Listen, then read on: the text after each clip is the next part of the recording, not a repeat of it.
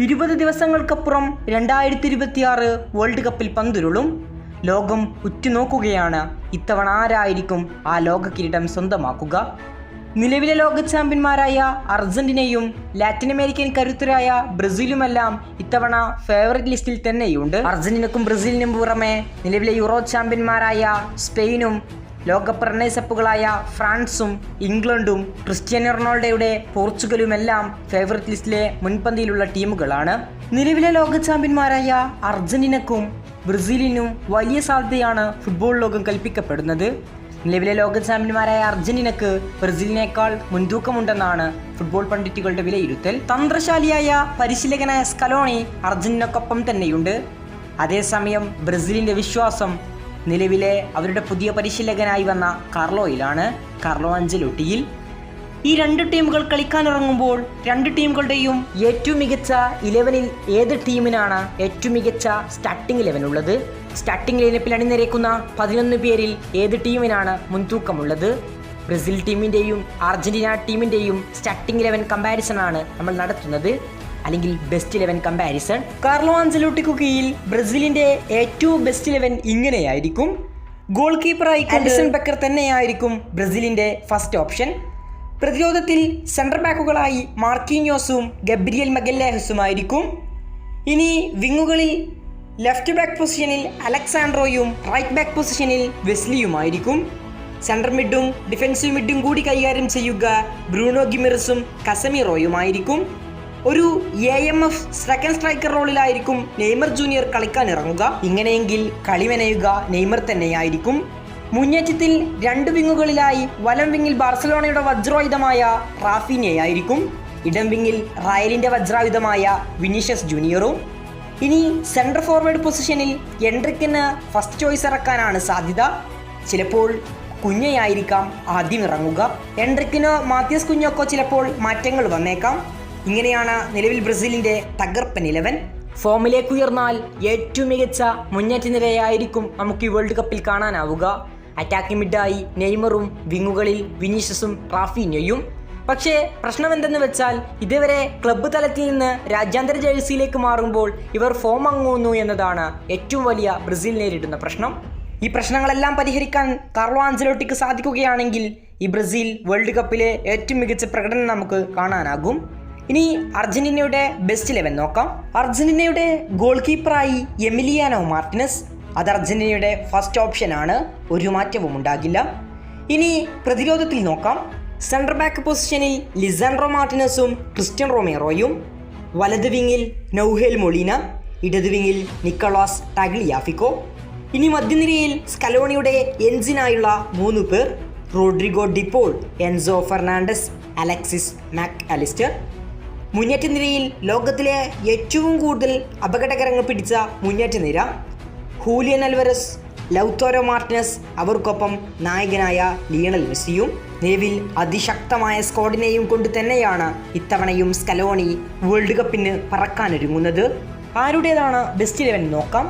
ബ്രസീലിന്റെ goal കീപ്പറായി അലിസണും അർജന്റീനയുടേത് Emiliano മാർട്ടിനസും.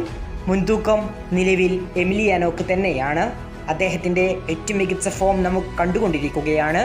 അർജന്റീനക്കായി Argentina jersey ധരിക്കുമ്പോൾ അദ്ദേഹത്തിൻ്റെ ഫോമിൻ്റെ വീര്യം കൂടുന്നു എന്നതാണ് യാഥാർത്ഥ്യം. ഇനി ഡിഫൻസ് ലൈൻ നോക്കാം. ബ്രസീലിനായി Sandro, Gabriel Magalhães, Marquinhos, Wesley. അർജന്റീനക്കായി Tagliafico, Lisandro Martinez, Cristian Romero, Nahuel Molina. നിലവിലെ സിസ്റ്റത്തിൽ അർജന്റീനയാണ് ബെറ്റർ എങ്കിലും നിലവിൽ പരിക്കിൻ്റെ പ്രശ്നങ്ങളെല്ലാം നോക്കുകയാണെങ്കിൽ പ്രതിരോധ നിര ബ്രസീലിന് അനുകൂലവുമാണ്.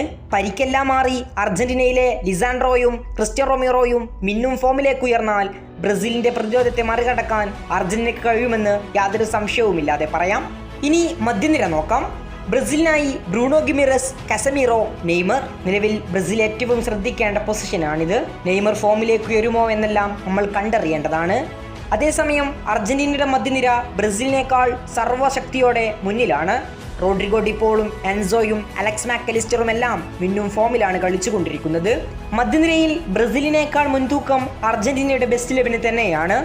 ഇനി മുന്നേറ്റ നിര നോക്കാം. ബ്രസീലിന്റെ മുന്നേറ്റ നിരയിൽ വിങ്ങുകളിൽ വിനീഷ്യസ് ജൂനിയറും റാഫീനയും. സെൻട്രൽ ഫോർവേഡായി എൻട്രിക്കാണ് വരുന്നത്. അതേസമയം അർജന്റീനയ്ക്കായി ഹൂലിയൻ അൽവരസും ലൗതാരോ മാർട്ടിനസും ലിയണൽ മെസ്സിയും.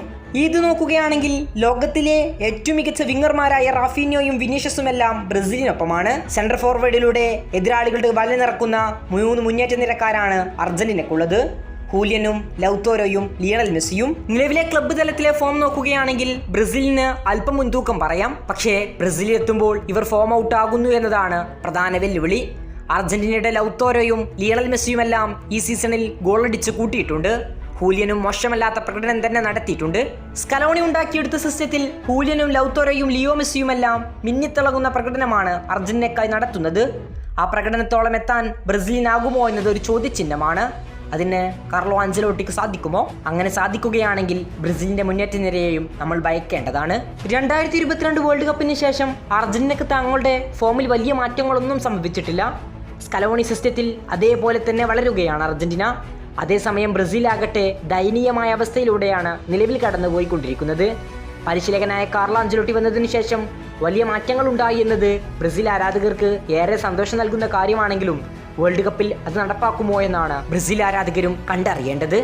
കാരണം വേൾഡ് കപ്പിലെ ആദ്യ പോരാട്ടം മുതൽ എല്ലാം നിർണായകമാണ്. 2022 വേൾഡ് കപ്പ് തന്നെ ഓർമ്മയില്ലേ? സൗദിയോട് പരാജയപ്പെട്ട അർജന്റീന അവിടെ നിന്ന് ഉയർന്നെഴുന്നേറ്റായിരുന്നു ഫ്രാൻസിനെയും തകർത്തെറിഞ്ഞ് ലോക ചാമ്പ്യന്മാരായത്. ഇത്തവണ പലരും പറയുന്നത് പോലെ ചാമ്പ്യന്മാരുടെ ഗ്രൂപ്പ് സിയിലാണ് ബ്രസീൽ ഉള്ളത്. ബ്രസീലിന് കിരീടം നേടാനാകുമോ? ഞാൻ നേരത്തെ പറഞ്ഞത് എൻ്റെ അനലൈസ് മാത്രമാണ്. നിങ്ങളുടെ ഒപ്പീനിയനിൽ ഏറ്റവും മികച്ച ഗോൾ കീപ്പർ ആരുടെ ഒപ്പമാണ്? ഏറ്റവും മികച്ച പ്രതിരോധം അർജന്റീനക്കോ ബ്രസീലിനോ? മധ്യനിരയിൽ അർജന്റീനയേക്കാൾ മികച്ചത് ബ്രസീലാണോ? അല്ല, അർജന്റീനയുടെ സർവാധിപത്യമാണോ മധ്യനിരയിൽ നമുക്ക് കാണാൻ സാധിക്കുന്നത്? മധ്യനിരയും കഴിഞ്ഞ് മുന്നേറ്റ നിരയിൽ ലോകത്തിലെ ഏറ്റവും മികച്ച താരങ്ങളാണ് 2 ടീമിനൊപ്പമുള്ളത്. ലോകത്തിലെ ഏറ്റവും മികച്ച വിങ്ങർമാരായ വിനീഷ്യസും റാഫീഞ്ഞോയും പിന്നെ എൻട്രിക്കും മാത്തിയാസ് കുഞ്ഞയും എല്ലാം ബ്രസീലിനൊപ്പമുണ്ട്.